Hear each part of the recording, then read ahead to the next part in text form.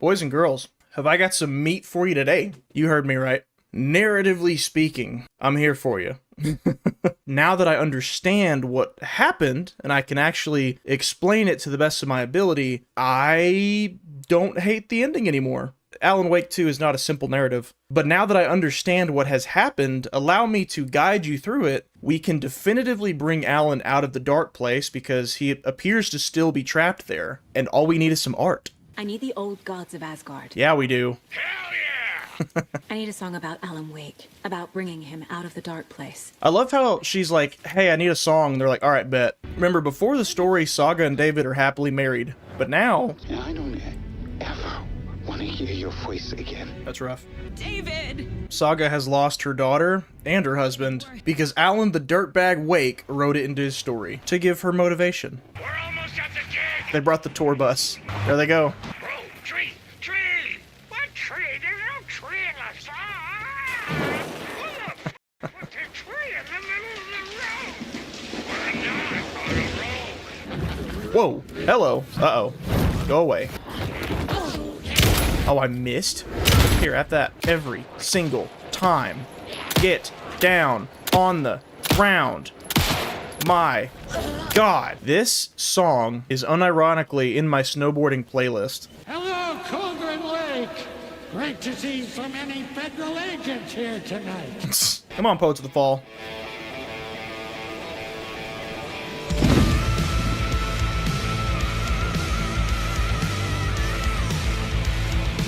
Oh, they're coming out of the lake. Oh my God. It's a lot less cash money if I die. All right, I'm ready now. Oh, they threw a flare down? Nice. Dude, this is tough. Come on, come on, come on. I'll line him up.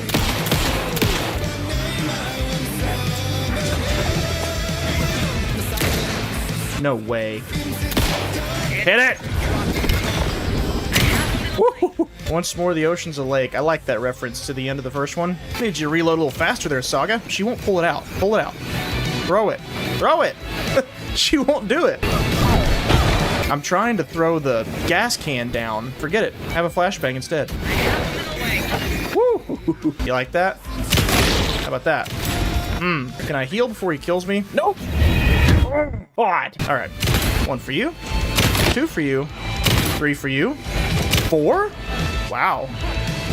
They're everywhere. This is insanity. Look at all this. Look at all these dudes. Reload, reload. We did it! They all dropped dead. The dark place is opening. We did it. All right, where's Alan? Where is he? Why didn't it work? I did everything right. Art to bring him back? Clicker to make it real? So where the f is he? And I can go ahead and tell you that that's not supposed to do that. I'm sorry, this is really distracting. A gear shift with an invisible driver or something more sinister, you decide. Last time we were in this hotel, it took us directly up to their apartment and the cameras flashed in our face. Go to hell! There it is. And that was Alice's voice, too. Yeah, poor Alice, for real. Her husband goes missing. She doesn't know why. Then she starts getting tormented by, basically, hauntings of what she assumes is him, and she has no explanation why. Let's see what photos she took. Mr. Scratch standing in the doorway. And again, we're not physically in their apartment. The dark place is projecting their apartment into this area that Alan is in, where we can see visions of what's been happening on the outside. All photos of Scratch, looks like. And there's even Alan's face.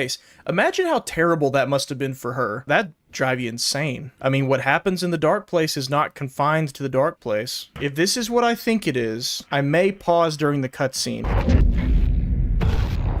So that's the picture she's been getting of Scratch, which transitions to Alan now entering the writer's room again in the dark place. Just remember where we are right now. Alan is following the hero's journey. I think it's Joseph Campbell's hero's journey, which is Departure, Initiation, Return. Departure was the book of Alan Wake 1, and Alan has been for 13 years trying to write Return, trying to get out of the dark place. Remember, we saw that at the end of Alan Wake 1. He's trying to get out. He kept failing because he kept skipping the second step, which was Initiation, and that wasn't made clear to him until the talk show with Warland Dorr way back in the first stream, Warlin Door was like, oh, hey, here's this book Initiation that you wrote. And Alan's like, I didn't write that. But then he's like, well, maybe I should. So throughout this game, throughout the campaign of Alan, we have been writing Initiation. Whenever you switch over to the writer's room and we're changing scenes and stuff, he's writing Initiation. Saga, the manuscript pages she's been finding have been for a manuscript called Return, which Alan, as far as he knows, has never written before. He tried, but failed.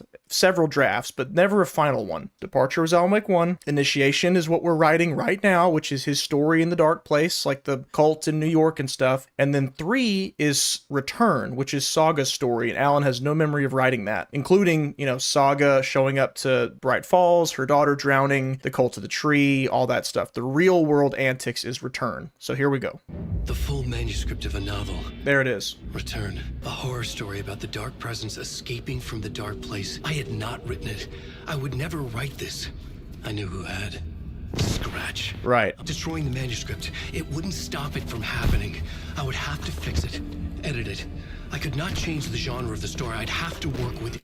Are you seeing what's happening right now? Alan is the one making the edits. This whole time we've thought that Alan wrote Return and Mr. Scratch scratched out a bunch of stuff and made it a bad story. Alan is the one scratching in the edits of this manuscript, not the other way around. This is where he writes Saga. Saga Anderson. Yep. I kept seeing her in my visions. She was already in Bright Falls, already involved, but she was not in Return. Not yet. I'd write her in. Try to stop Scratch within the limits of the horror story. Uh-oh. He's here. And our Alan is dead. And every time he dies in the dark place, he wakes back up. Scratch stopped me before I could finish my edits to the manuscript. The story that he found, which was called Return, was a story where the darkness escapes and starts to take over Bright Falls. And Alan's like, I would never write that. It had to be Mr. Scratch. Alan is editing Mr. Scratch's manuscript to try to stop him. So now Alan's writing yet another draft of Initiation, book number 2. Yeah, he wakes up and touches his forehead. So when we met Thomas Zane in the hotel, remember that whole montage of him and Alan doing drugs and stuff? He said, yeah, you and I wrote Return together, and this is how we did it. Alan is now realizing that wasn't me, it was Scratch. Thomas Zane helped Scratch write Return. So now we're gonna go talk to him. We still don't know who Mr. Door is, by the way. We can assume he's not normal. Was this all fake? A show? No one said otherwise, Mr. Wake. It was to indulge you, but we can stop pretending now. But you know how to make things difficult for yourself. All these rules, endless, convoluted loops you insist on going through. There are so many people helping you. Armies of people. Your wife. She's in danger. She is, because of you. And so is someone important to me, someone you pulled into this. Maybe you will make it through this time. This time. The next time we meet, the circumstances will be very different. Whatever you say. Multiple things to pick apart there. He said, you keep making this difficult for yourself. And one interpretation of that is the idea that all these rules about narratives and what stories do and don't have to do to work in the dark place isn't necessary. And Alan is just doing that because he's a little too big-headed of a writer. I'm not fully on board with that theory, but I get it. I think what Door was referring to was, can I say that now? All the different ways Alan has tried to escape. I kind of can't. I will, don't worry. Like, within the next probably hour, I'll be able to answer that better. Are you real? Are you real? Nope, he wasn't. Wow. And then the other thing he said, you drag someone into this who's very important to me. Who has Alan pulled into this story? Oh my, oh, no. I, and probably everyone else, is 99% sure Warlin Door is Saga Anderson's father, because she doesn't know who her dad is. We know he's black. That's all we got. We know he's black. And who else could he be talking about? So, yeah, pretty sure Warlin is Saga's dad. And he just disappeared too, probably because he went in the dark place. The third thing, he said you have armies of people helping you. We'll probably get into that a little bit later too. But, well, the tip of that iceberg is that there's a lot of people helping Alan out in different ways. Casey, Estevez, Saga. The deeper part of that iceberg is it could be a meta reference to the fact that there's a lot of people playing this video game. Take that as you will. A video game was mentioned earlier in this same chapter in Barry's emails. I'm a fan. I haven't made any films, Auntie. Tom Zane did. Tom the Poet, that was made by Thomas Zane, not Alan Wake. The photos you artist wife took. They are waiting in the shoebox in the basement. At some point in time, Alan apparently told Auntie, or maybe Thomas Zane did, I don't know, told Auntie, hey, don't let Alan forget about these photos in the basement in a shoebox. They were taken by his wife. Oh, this is the stream where I finally get to tell you all, who I think Thomas Zane is. Been waiting on that since we were playing Alan Wake 1. There they are. There's a photo of the clicker that Alice somehow took, and a photo of a bullet of light. So Alice somehow sent photos of hers into the dark place. The plot thickens. This on the TVs, Alan going nuts, is when he kept trying to write return without writing initiation first. I just want to sleep, please. Let me sleep. I'm so tired. I write. There's nothing left. Lost his mind. You lost the plot. This is the ritual to lead you on. These rituals we've been doing have all included some type of murder site. So two things at once. We're going to get a murder site so we can get to Parliament Tower again, and we're going to ask him, hey, brother, why did you help Scratch write return? You said you helped us, but you helped Scratch. Open up, open up! Please, please, hurry, leave me alone. Pop some pills. Yeah. Pop some more. So the last time we met with Thomas Zane, it was through a film. Because remember, don't take that too literally either. It's just art becomes reality. Like, there's no difference between art and reality here in the Dark Place. So by turning on this movie, that's allowing it to become reality that we're interacting with Thomas Zane. Think of it as sort of like he's walking through a door into the movie. Hence the live action that we're seeing. Oh, he wasted no time. In control now. The second you try anything, I will shoot you in the head. Scratch wrote return, not me. You're a liar. You'd given up. You stopped writing. Oh, you're admitting it. Said it was too dangerous, that we didn't deserve to get out. He promised to write. To get me the hell out of here. So he admits it. Then, when he finished, he took return and left me behind. Big sad. There's a murder site in my cinema.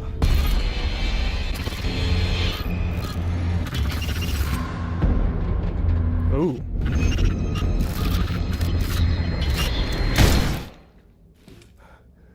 Thomas Zane is dead. I told you not to try anything! He was manipulating the movie to reverse their positions, where Thomas Zane was the one holding him captive. Now, you could leave the room right now and go on about your merry way. This is not a still image. Oh, mercy. And cut. Oh. Now that is drama. What the fuck? I had a million questions about Zane. Alan's saying what we're all thinking. Don't think too hard on that. Every time Alan has died in the Dark Place, or anytime we have died as Alan, he wakes back up again somewhere else. So it's questionable if you can even die in the Dark Place for real. He woke back up. That's all. That's all it is. Oh, that's the wrong way. Can't look at my map either because they'll kill me if I do. Goodbye. Took all those pills for nothing. So not only did he help Scratch write Return, he made a movie here in the Dark Place at the same time. And apparently they play off of each other, but it backfired on Thomas Zane. He never got out. Are any of these guys real? I hear him chasing me. I know some of them are. Yep, they are. Goodbye. Oh, is that guy real? There's so many of them, dude. I don't have the ammo to fight all these guys. Oh my, there's so many, dude. That one's real. Aha, I saw it. I saw it. Yeah, get dodged. That was glorious. Uten Nightless Night, a Thomas Zane film. Movie ticket. Thank you. Who the heck was that? So keep in mind, Alan had no idea that movies were being made of his books. It wasn't until after he entered the Dark Place that Barry started helping out with that in Hollywood. So the Dark Place isn't all just stuff Alan comes up with. There's bits of reality in here too.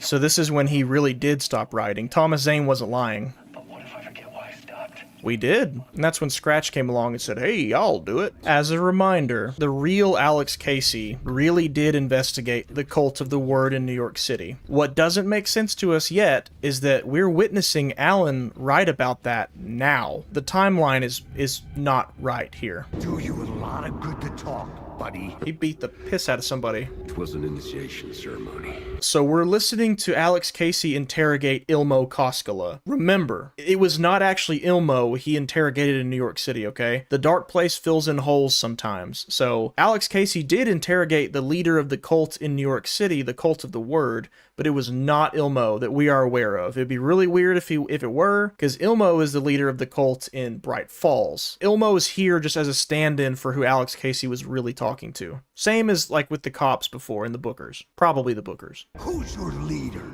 Alan Wake? Scratch? Zane?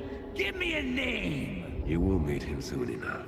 Now Alan is writing in that the cops were involved in the cult, which again, reflection, we know in the real world, in Bright Falls, Mulligan and Thornton were involved with the Cult of the Tree. So just kind of layers on top of each other that are a little bit off, but reflect each other in some way. I hear an echo, I hear it. It's gotta be... Is it in here? Ah! Good God. Turn it back on, turn it back on. That was not cash money. Is it you? Is it you I'm hearing? I thought it was an echo. Sure is. You had me tricked. What the? Oh my. Take one to the dome, brother. The cops had gotten their 15 minutes of fame with the cult. They were the murder victims. So our two victims are two police officers who were members of the cult, which reflects when Saga Anderson had to fight Mulligan and Thornton. It was a boss battle, remember? They got taken by the darkness, and it was revealed that they were members of the cult. Y'all probably sick of me saying it, but it reflects each other. It's like poetry, it rhymes. A role carefully laid out for you. A puppet, blindly performing the ritual steps for the glory of the cult. You will see, Mr. Casey. In the Nightless Night, you will finally see. Nightless Night was Zane's film. There it is. It's Alex Casey on the screen. Can I go in here without getting murdered? Oh my. Yep. Did you hear how many of them just got triggered at once? Here, I got something for you boys. Yeah. You want to hide from me now, huh? You like that? Here, I got another one for you. Woo! Light them up. Is there anyone else? Oh, there's a bunch of them in the audience. That one's walking towards me. Don't turn that corner. Are you real? He's not! Oh my God! That was a bluff. They take that far. Wow. Yeah, so this film here that Thomas Zane told us he made here in the Dark Place played a part in Alex Casey's investigation in the real world. Because again, we're writing about it now. So it had an impact out in the real world too. If you were to summarize just about everything in this game that's confusing, all it is, to make it simple, you don't have to get deep into the iceberg on everything. To make it simple, it's just there are different versions of the same thing that has occurred that are all just slightly different from one another. It's like some Into the Spider-Verse kind of stuff, like alternate reality type thing. That's what the Dark Place does to things. Now, as to what's real and what's not, sometimes that's up to interpretation, but really it just comes down to there's multiple variants of the same occurrence. Overlapping, yeah, exactly. They have some shared qualities. So we know two cops got murdered, and they're probably going to be portrayed by Mulligan and Thornton here. Yeah, see, they were never in New York. This is just the Dark Place filling in that hole. Dumped all those nobodies down that chute. Because remember, in the real world, Mulligan and Thornton dumped a body down a well. Here in the Dark Place, they dumped a body down a chute. How did you get me in? Yeah, because we saw Casey in the movie. I forgot which way is the right way. Oh my God. I'm sick of running from you.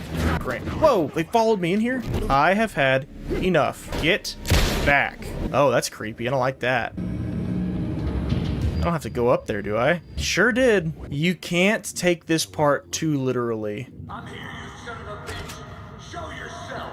You're a clown in a mask. And we're in a loop. I had to keep going. You son of a bitch. Show yourself. Who was that? Who said that? You're a clown in a mask.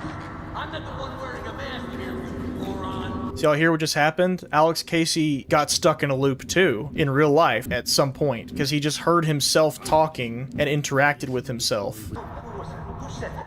That's a real clever trick, asshole. Looky there. Yeah, he doesn't realize he's talking to himself still. There's someone sitting there in that chair. Gone. But I saw something. What the? Yeah, he was trying to write return. It wasn't working. So many times and it always fails. It fails. I'm doing something wrong. Maybe there's a missing step before return. Yes, it's initiation. Initiation, yeah. Okay, so no, Alan came up with it on his own. Who do we have here? Who's there? Look, you got the wrong guy. I'm not Alex Casey. I only play him in the movies. You don't have to kill me. This is Sam Lake, as in not Alex Casey fictional, not Alex Casey real. This is Sam Lake, who plays Alex Casey. And we know Sam Lake exists both in the real world Alan Wake and in the dark place because Sam Lake was on the Harry Garrett show at the end of the first Alan Wake on the talk show. Never said anything, but there was like, yeah, special guest Sam Lake. And in Warland Door's talk show in this game, they established that, oh yeah, here's Sam Lake. He plays Alex Casey in the movies. It would make perfect sense for Alan to see Sam Lake here in the dark place because he met him once on Harry Garrett's show. But just so we're clear, this did not ever happen to Alex Casey. This is this is Sam Lake strapped in this chair with a mask on his face. You don't have to go get that knife and stab me to open the way forward. Forget about progressing. You don't have to do it. You don't have to kill me. Oh, Sammy. Leave the knife where it is. In the back. Leave the knife where it is, right over there. Sammy. Your time has come, Sammy. Oh no. Oh no, you don't. Oh, yes, I do. We've wanted this for a long time, Sammy. Where'd you go? Get back here. Let me sacrifice you. You can't hide. Oh, here's the Grandmaster. As a fictional character in a story, you've fulfilled your purpose. You brought the writer of the story here. You can go now, Casey. No, I'm not going anywhere before I get some answers. How was I in that movie? And welcome to you, Whoa. Wake. What the hell? This is the ritual to lead you on. Yeah, they're addressing Alan directly now. Whose story are you living, Mr. Wake? Don't let this go crazy in your brain. What we're seeing is no different than what we've been seeing this whole time, is that what he's experiencing in the dark place is also reminiscent of what happened in the real world. Now it's just we're at the point where Alan is starting to put that together, and it's directly addressing him. It's basically like crossing through the barrier. So someone in real New York was like, hello, Mr. Alan Wake, like knowing that Alan was watching. That's all that's happening here. Nothing different from what we've seen before. He's just now realizing this. But we have unfinished business with Sam Lake. Where'd you go, buddy? Here's our murder site. Yep, there's the moose mask that she put on the float. Sam Lake got away for now. Saga Anderson, listen. I've been tricked. Scratch wrote returned. I tried to fix the story, but he stopped me before I reached the end. Yeah, this is where she's like, what are you talking about? You're already out. And he's like, no, I'm not. I wrote you in to be the story's hero. Scratch made a horror story. I need to match the genre. But the hero can break through, save her family. So he Save us all. definitely did. He wrote Logan in on purpose. This is where she asked Alan, did you write Logan in the horror story? Which the answer is yes, because he's the one who did the edits we now know. We thought Scratch had done that. No, Alan did it. Like I've been saying this whole time, to give her proper motivation. Stop being a negative Nancy. Right, yeah, as long as she succeeds, there's nothing to worry about. I'm going to subject you guys to... I'll just let you see it. I'll just show you. Guess what? Thomas Zane's film, Uten U, is in this game from start to finish. Do you have to watch it? No, but here it is. Alex Casey is the detective. Barbara Jagger is the writer's widow. Thomas Zane is the writer Alan Wake.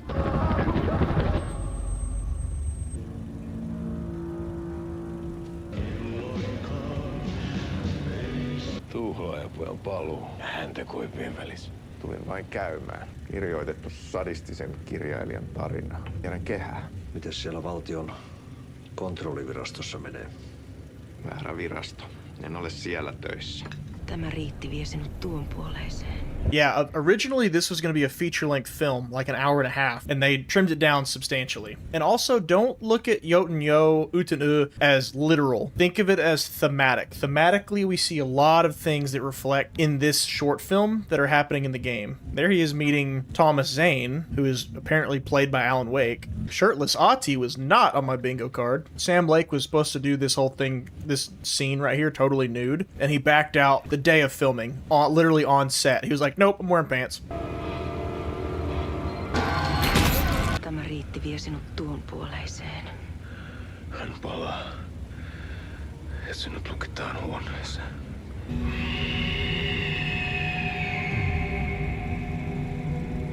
Kiitos, rakkaani.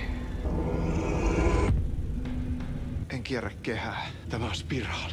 Thematically relevant to everything else happening. You have a cop, you have Barbara Jagger, the return of somebody after a sacrifice. Trying to look at it too literally will make your head spin. I felt watched. The biggest takeaway from that, in my opinion, is that in that movie, and now that our Alex Casey story is also concluded, they both thematically ended the same way, in that the character played by Sam Lake was following leads and ritual murders of a cult, only to find out that he is not the main character of the story. It was all so that Alan could find his way through. Hence the phrase, this is the ritual to lead you on. It's not talking to Alex Casey, it's talking to Alan Wake. And all of these rituals have been what have led Alan out of here. Yeah, how's that for a brain bender? Right there on that screen, it shows Dr. Darling, who's still in the dark place, meeting Thomas Zane. Oh, yep, they sure can open doors.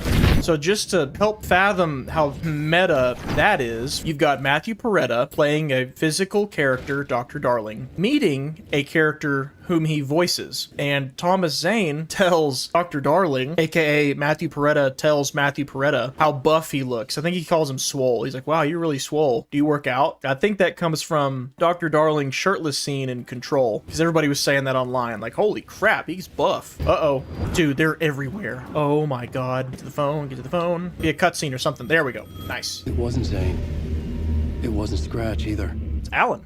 You're me? The dark place operates in loops. Time is a story. I'm calling you from a different point in that story. From the future? I'm never getting out of here, am I? Yes, you will. And no, you won't. Alice's photos you found from the shoebox in the talk show basement. Did you hear that? The dark place operates in loops, and we've been in several of these loops. So that means Alan, at some point in time, just called that phone to tell this Alan needs to leave the photos in the shoebox. Because time does not work linearly in the dark place. But like him going crazy on the TV, he doesn't remember that. Or Alan dying and then waking back up in the writer's room. So what happened to Alice Wake? We are about to find out. Whoa. Scratch was in there, writing his horror story. Oh, you hear that? That's him typing. I needed to get inside. The monster just keeps coming back every night. He's here all the time now. There's so much rage inside of him, I can't stand it anymore. I have made a decision most of you won't understand. I think you can guess where this is going. This game almost entirely ignores American Nightmare, or at least writes it off as, oh, that was just Dark Place shenanigans.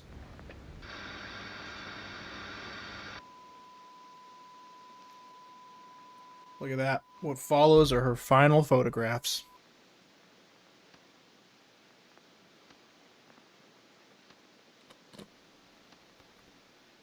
And she's gone. Alice was dead.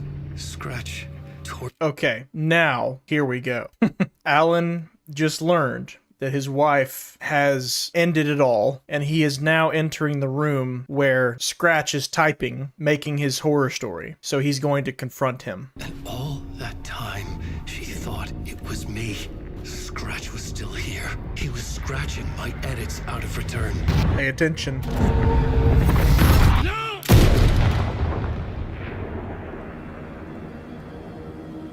I had seen this before. We have seen this before. This was not Scratch. This was me, caught in a loop. Last time we saw this, we saw it from the perspective of the Alan who was scratching out and editing the manuscript. We now know the dark place operates on time loops constantly. So, Alan was editing out the manuscript to return, and while he was doing that, what we thought was Mr. Scratch came in and shot him. Now we see from also Alan's point of view, Mr. Scratch isn't the one who stepped in and shot him. It was Alan. They both mistook each other for Mr. Scratch, when in reality they were both just two different points in time, Alan Wake. I had stopped myself trying to fix the manuscript. I was the one haunting Alice. It was always me. He's saying it was always him. Mr. Scratch wasn't the one actually terrorizing Alice. It was Alan. Not on purpose. He wasn't doing it on purpose. Remember, as he was writing Initiation and things were happening in the dark place, their effects were being felt out in the real world too. The Cult of the Word, Alex Casey, the burning train car, all the New York ritual murders. And so it makes sense that Alan repeatedly visiting his apartment in Parliament Tower in the dark place was also bleeding out into the real world, where Alice was seeing visions and what she thought was basically like ghosts of Alan haunting her, full of rage and anger. Well, he's full of rage and anger because he thought Scratch had pushed Alice to end her own life. So it was remnants of Alan stuck in these loops in the dark place, bleeding out into her life, causing her to go insane. Hence the pictures at the elevator and stuff like that. So did he get out of the dark place to haunt Alice? No. Scratch has never left the dark place until this game. All the years of Alice being tormented by Scratch, it wasn't ever actually him. It was Alan accidentally haunting her as he was writing Initiation. I killed her. I think it was stream 1 when we came into the writer's room and found writing Alan dead at the table. This is why he was dead. This right here is the moment Scratch was able to get out. This is the ritual to lead you on. Your friends will meet him when you're gone. And there he goes. He disappears. He did everything correctly. Simultaneously, in the real world, Saga and the Anderson brothers were performing a song to pull Alan out of the dark place. Those two things worked in tandem. So what happened? The dark presence just infected Alan right before he left the dark place. We did bring Wake back from the dark place with the song and the clicker. But he didn't end up here now. He landed on the shore after I faced Nightingale in the overlap. Correct. So when Alan finally came out of the dark place and was laying on the shore of the lake, the dark presence was inside of him. Not controlling him, just laying dormant in him. This whole idea of, oh, it was Mr. Scratch the whole time. Yes and no. It really was Alan, but the dark presence was in him, waiting for its opportunity to show itself. Are you okay? No! It's my fault! He got out with my face! Scratch! That night I found Wake here. He appeared because of this. The summoning. That was Wake. Yes. Scratch wasn't pretending to be Wake. Correct. They're the same person. Yes. Here! Scratch! Watch out, Anderson! Estevez, Scratch is Wake with the dark presence inside him. He wants the clicker. This is what I meant when I said they kind of just write off American Nightmare, because what they're now telling us is Scratch. Think of it like a Jekyll and Hyde situation, where when the dark presence takes over Alan's body, it's Scratch. When it's lying dormant, chilling, it's Alan. And the reason why Scratch is a double, and we were able to see Scratch right away when Alan went into the dark place in the first game, is because all of this operates on loops. Alan wasn't looking necessarily at a doppelganger of himself. He was looking at another point in time Alan Wake that had the dark presence inside of him. It's a lot to take in, I know.